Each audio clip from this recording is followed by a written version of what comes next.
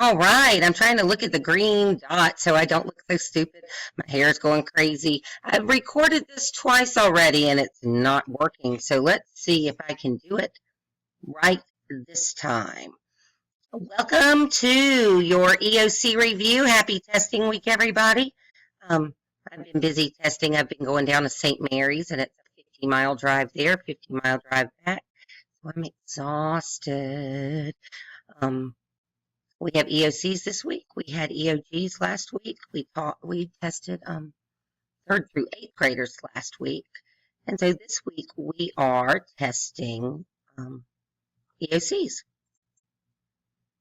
Now, some of your classmates have made some recordings for you to watch as an extra EOC review. After watching each recording, what I'd like for you to do is write down the code letter. You're going to reply to the K-mail that I sent you this link in and send me the code word, and I will give you, I'm going to move me again, extra credit. So I want to go ahead and get started. First of all, we're going to have the Kansas-Nebraska Act with Miss Nancy Vu.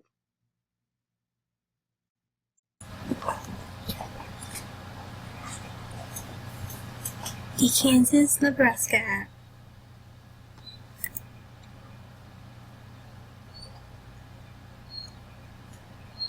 What is the Kansas-Nebraska Act? The Kansas-Nebraska Act of 1854 was introduced by Illinois Democratic Senator Stephen A. Douglas. It created the territories of Kansas and Nebraska. It allowed each territory to decide whether slavery would be allowed within the state. This is called popular sovereignty. It repealed the Missouri Compromise use of longitude as the boundary between slave and free territories.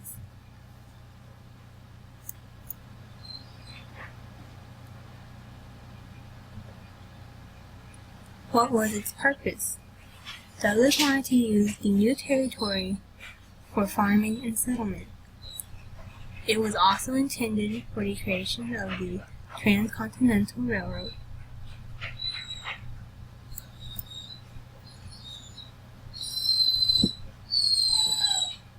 What was the outcome?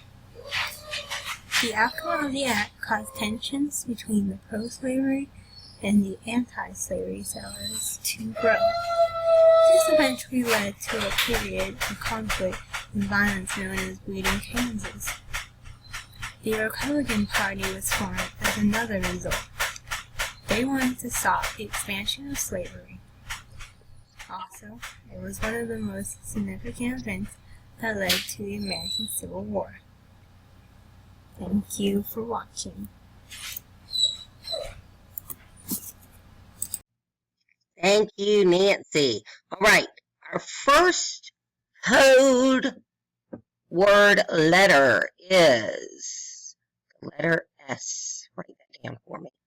The letter S. Okay, next we have the John Brown raid with Malik N. Malik N. The John Brown Raid by Malik Norman. What is the John Brown Raid? The John Brown Raid was what you could say a suicide mission carried out by John Brown himself and 18 other handpicked men that he took along with him. The idea of the mission was to invade a military arsenal consisting of gunpowder and other needed goods, steal that, kill everybody within it, and then just run. Steal slaves, and actually steal George Washington's great-grand-nephew along the way, and hide out within a safe house, or was known to be a safe house. Whenever they got there, they held off the military for as long as possible until Robert E. Lee himself came over there to arrest John Brown. How did the raid affect the people? The raid was known as, of course, a madman's attempt of suicide in a grand way, for he did something so outrageous with so little people, and he got everybody killed along the way. Really didn't accomplish much. It really didn't do much to the society. It just didn't. But people, even though it was so scary, and even though it was so suicidal, people still looked at him as this man went through all of that trouble, put all of that stuff he did, got himself killed. How courageous must he have been, knowing that he was still going to die, but he still went out with such a mission. And that itself made people sing songs about him, made people idolize him, made people think of him as a legend. That itself made people change the way they think about it. And that event made it to where probably is what started the civil war between the North and the South. Because as the North was idolizing him, the South were looking at the North like, hey, what are y'all doing? This dude just killed people, did all this type of stuff, all this treason, and y'all A-okayed it and laughed, made songs about it, and like that was just okay. So people started looking at Abraham Lincoln like he was okaying it, and really you could say that that is what kind of started the doubt in more than one ways. And here's where I got my sources. If you go through these 3 sites, you can see a few of the pictures. You see a lot of the good information. This is where I learned everything at. Hope you enjoyed.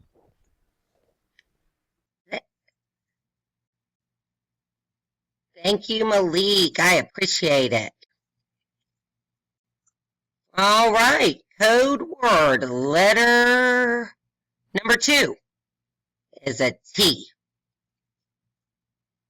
Make sure you're writing this down. Okay, next up we have Katie Red. Katie R. Dred Scott versus Sanford. Dred Scott versus Sanford. Y'all hang on a second. Dred Scott versus Sanford. Dred Scott was a slave who had been taken into free territory by his master. His claim in court was that since he had been taken into free territory, that he was free from slavery. The judge ruled that the slaves were not citizens but property to their owners. This decision made slavery legal everywhere, which is known as the Dred Scott decision. The Dred Scott decision overturned both the Missouri Compromise and popular sovereignty. It opened the door for slavery everywhere and denied the right of citizenship to slaves by declaring that they were property, not citizens. And here is a picture of Dred Scott. And yeah, that is all about Dred Scott versus Sanford. Thank you, Kate. Okay. Our next code word letter is the letter S. The letter S. Let me go to previous. Next up we have Monica P. with the Gettysburg Address. Let's hear it for Ms. Monica. What's up? It's your girl Monica here to tell you all you need to know about the Gettysburg Address. Well, what is the Gettysburg Address? President Abraham Lincoln gave a brief and short speech with the focus of the principles of human equality on Americans to an audience consisting of approximately more than 15,000. The Gettysburg Address is considered a key moment in American history because of the way it shaped the views of Americans on themselves and their government. Where and when was it given? The Gettysburg Address was given on November 19, 1863, during the Civil War at the dedication of the Soldiers' National Cemetery in Gettysburg, Pennsylvania. This occurred 4.5 months after the vicious Battle of Gettysburg that took place at the same location. Brief and to the point. Lincoln did not need a long time to deliver his speech. He was straight to the point he wanted to get across. His speech was just 273 words and only 2 minutes long. This was a sigh of relief when compared to the other speaker of the day, dignitary Edward Everett, who gave a 2-hour, 13,000-word speech just before Lincoln. Overall outlook? In November 1863, President Abraham Lincoln was invited to deliver remarks which later became known as the Gettysburg Address. This speech was given at the official dedication ceremony for the National Cemetery of Gettysburg in Pennsylvania, the site of where the bloodiest and most decisive battles of the Civil War happened. Though he was not the featured orator that day, Lincoln's 273-word address would be remembered as one of the most important speeches in American history. In it, he focused the principles of human equality contained in the Declaration of Independence and connected the sacrifices of the Civil War with the desire for a new birth of freedom, as well as the all-important preservation of the Union created in 1776 and its ideal of self-government. That's all I have for you today. The end. Monica, I just called you Nancy. Thank you, Monica. I think I got that right. My goodness. Okay. Code word, letter number 4 is an I. Code word, letter number 4 is an I. And next up we have our friend Maddie Ann with Plessy versus the Board of Education. Plessy versus Ferguson. And Brown versus the Board of Education. She's going to compare Plessy versus Ferguson and Brown versus the Board of Education. So, let's see what Miss Maddie has to say. Hello everybody, my name is Madison, but you may call me Maddie, and today I am going to be comparing and contrasting Plessy versus Ferguson with Brown versus the Board of Education. So, let's get started. So, let's get some background information on Homer Plessy. Well, like I said, this is Homer Plessy. He was a mixed man, he lived in New Orleans. And the case initially started because he went on a train car for the East Louisiana Railroad, but it was designated for white patrons only. And, he was like, I'm mixed, maybe they'll let me slide, I'll be slick about it, but, he wasn't, because they could still consider people who were mixed to still be on the colored side. So, they arrested him. He was tried and convicted in violation of those Jim Crow laws that we all love so much. But then the case started April 13th of 1896, and it was argued in front of the Supreme Court. So, a month or so later, the Supreme Court made the statement, separate but equal, but we all know it wasn't really separate. It was separate, but it was not equal, at all. So, it really went against the 14th Amendment, and that's where, all blacks and everybody got citizenship if they were born in the United States. And that's what initially freed the slaves. And of course, Plessy had lost the case. So now let's get to Brown versus Board of Education, which, an interesting fact, it was actually 5 cases. It was against the Topeka Board of Education, which was in Kansas. It was initially started because the white schools were getting better things for their schools and getting this good education, but then the black schools were getting treated like poo, basically, they got all the hand-me-downs. And I have this picture up here, so let me just move myself. I have this picture, and it has, where this auditorium was in one of the white schools, but then you come over here, and this is the black school, and it's separate but equal? I think not. So, schools are unequal in the violation of the Equal Protection Clause of the 14th Amendment, which was granted to all persons born or naturalized in the United States, which included former slaves recently freed. So on May 17th, the U.S. Supreme Court handed down a unanimous decision ruling that Brown versus Education of Topeka, that the racial segregation in public schools was unconstitutional. So, in the end, the schools got mixed. Parents weren't happy about it. They're like, oh, I don't want my kids around you know, these black people, these black kids, because, you know, back then people were, like, really racist, and it's like horrendous. So, yeah, that's all I have. If you have any questions, you feel free to email your teacher. Yeah, I guess I'll see you guys in class. Good luck on your tests, and I will see you guys later. Bye-bye. Okay, also, I just realized that I had said in the first slide on this one that the 14th Amendment freed the slaves. I got that wrong, as I proved in this slide. So don't listen to me when I say that the 14th Amendment freed the slaves, because that was like so wrong. So anyways, I'll see you guys later. Have a good day. Bye-bye. Thank you, Maddie. Okay, next up we have Brianna M. with Civil Rights Act of 1964. And I want to press pause, but where is it? Civil Rights Act of 1964 by Brianna.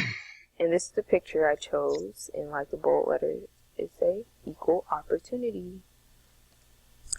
Definition and fact about Johnson. The Civil Rights Act of 1964 was a law signed by Lyndon Johnson that ended segregation in public accommodations and banned racial discrimination in hiring and public programs. Lyndon Johnson is the 36th president, but before he became president, he was the vice president before John F. Kennedy's assassination. So later, he became president, taking the place of John F. Kennedy after the assassination. Causes of the Civil Rights Act of 1964. There was a previous Civil Rights Act of 1875, which is almost relatable to the Civil Rights Act of 1964, but this one talks about protecting African Americans and their civil and legal rights. Then there were Jim Crow laws, the law established for racial segregation in the southern United States. And that was like a division between races and facilities, restaurants, and etc. People were not given the right to vote. There was discrimination between the races, one feeling superiority over the other, protests and marches, and one example I'll point out is the protest in Birmingham, Alabama. The protest in Birmingham, Alabama was a non-violent one about segregation laws in the city. And lastly, the access of education. Effects of Civil Rights Act of 1964. Unfortunately, there was still mistreatment at times for African Americans, but it did improve some things such as the following. Voting rights, right to public accommodations such as facilities, restaurants, etc. Desegregation in public schools, meaning no division among the races in public school. Commission of Equal Employment Opportunity. It enforces civil rights laws against workplace discrimination, such as race, gender, disability, and things in that nature. Non-discriminated of federally assisted programs. And lastly, there are more reforms to come. Importance of the Civil Rights Act of 1964. It is considered one of the crowning legislative achievements of the civil rights movement. Made more reforms come in after the law passed. It changes society as a whole by giving a chance for equality. What you learned. Definition of the Civil Rights Act of 1964, the causes and effects of the Civil Rights Act of 1964, the importance of the Civil Rights Act of 1964. If you have any questions, please ask. Thank you. Thank you, Brianna. All righty, Brianna, you did a great job. Code word, letter number 6 is an O. Okay, next up we have Miss Aaliyah with Lyndon B. Johnson's Great Society. Lyndon Johnson's Great Society. Hi, my name is Aaliyah Muhammad, and I will be recording my presentation on Johnson's Great Society. Lyndon B. Johnson was determined to show America that he deserved to be president. He was the mastermind behind the largest agenda to reform the American society since Roosevelt's New Deal. With this significant willpower, he proposed a series of laws to build a great society in America. Johnson passed the Civil Rights Bill on July 2, 1964. This act abolished segregation in all public facilities and eliminated discrimination against those of another race, color, religion, sex, or national origin. He also signed the Economic Opportunity Act of 1964, which aimed at addressing the root cause of unemployment and poverty in America. This act set up job training, education, and gave loans to aspiring businesses. Some other acts that were passed included the Wilderness Protection Act, which protected the land from industrial development, and the Elementary and Secondary Education Act, which provided a huge amount of funding for public schools in America. He also passed the Voting Rights Act to eliminate the discrimination that hindered blacks from exercising their rights to vote. In 1965, Johnson offered Medicare to aid the elderly by providing hospital and medical insurance. In conclusion, Lyndon B. Johnson was a man of determination. He left a great impact on America. His passionate efforts would not be in vain. And that concludes my presentation. Thank you for listening. Excellent work, Aaliyah. Thank you so much. Okay, our next code word letter is the letter N. The letter N. And our next recording is by Breland B. on the 1968 Democratic Convention. Let's see what Breland has to say. Hi, I'm Breland Baxter, and I'm in Miss Sheffield's class, and I got assigned the Social Studies U.S. History enrichment project because I did well on the interim assessment 5. And what we had to do was we had to choose a topic from this list, and I chose the 1968 Democratic National Convention. And the purpose behind the National Convention was that they needed to nominate a new president and vice president because President Johnson decided he didn't want to run again. And so they nominated President Humphrey, which he had been the vice president before, so it was kind of his turn, so it was fair. And then the vice president that was nominated was Muskie, Edmund S. Muskie. He was a senator for the United States during the time that the 1968 National Convention was about to happen. So, I mean, other people ran, but these people, I mean, obviously it was just fair for them to get it because they had served their time, I guess. And then, if you dig deeper into the facts, 1968 as a whole was a rough year.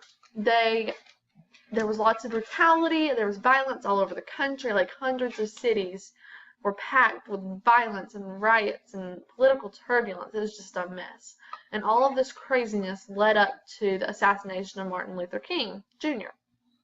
So none of that happening was good for anything, really. I mean, none of it. But then the protests and riots during the National Convention, they were just bad. Like, obviously they expected them because they had 23,000 policemen and everything like that, but I think it was rougher than they were planning for it to be. They came from all over the place, and they were protesting, they brought violence, they had signs. It was ridiculous. It was just an outrage. Here's a picture of the police officers. They're just lined up outside of the convention center, ready for everything to go down, I guess. But they were ready for the anti-war protesters because they were coming in strong. And I mean, they expected it because they knew that the discussions that were going on inside the convention center were going to be like stuff that would irk people. And so they planned everything out, they prepared, so they had all these people, and on top of that, they refused to grant anybody permits. So the action of them protesting was illegal. So basically, as a whole, the National Democratic Convention in 1968 was, I mean, I guess it turned out okay because they got a new president and a new vice president, but there was lots of protesting and violence, so yeah, it turned out okay, I guess. Thank you.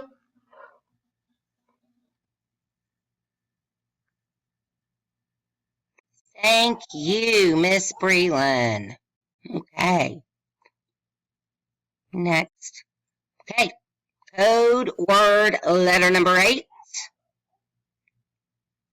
is an S. Code word letter 8 is an S. And now, previous, we have Savannah A with Cesar Chavez and the United Farm Workers Movement. Alrighty, I'm going to talk about Cesar Chavez.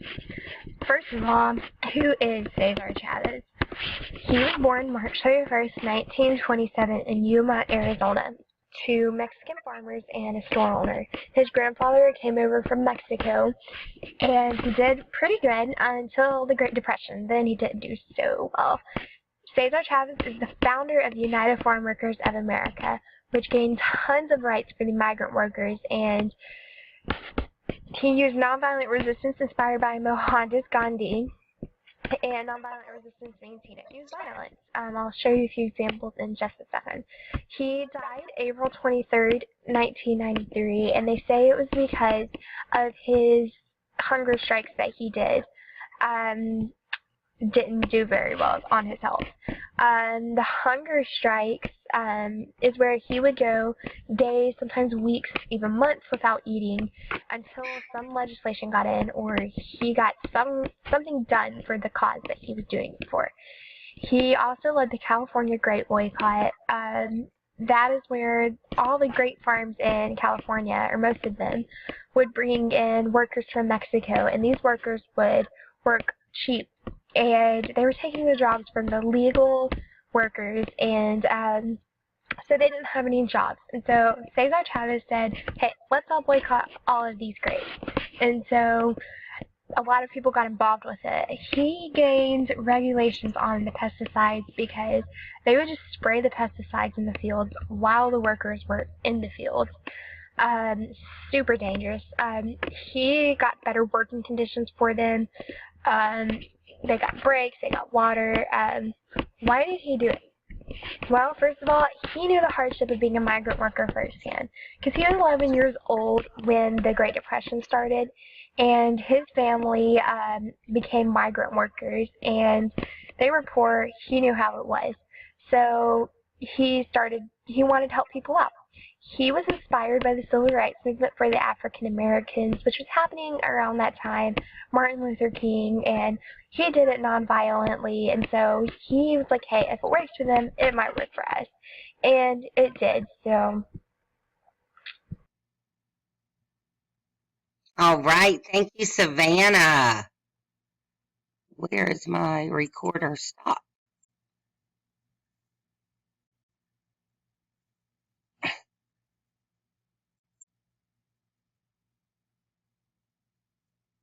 Okay. Our last code word letter is a heart. It's a heart. So, I hope you enjoyed your classmates' work. Good luck on Friday. Remember, for me, you need to make sure that you reply to my K-mail and send me the code word so that you can get some extra credit. Remember also, USA Test Prep, you have extra credit assignments on there for Standard 5, Standard, what else? Standard 5, Standard 9, and Standard 14. And you can watch one of Miss Surrette's videos and then go do that activity, and I'll give you some more extra credit. Review, review, review. Good luck on Friday. Love you. Bye. Okay. Well, third time was almost a charm. I did leave out one code word letter. So letter number 5 is M. Okay, once again, Thank you for watching. Send me your code word for extra credit, and good luck. Bye.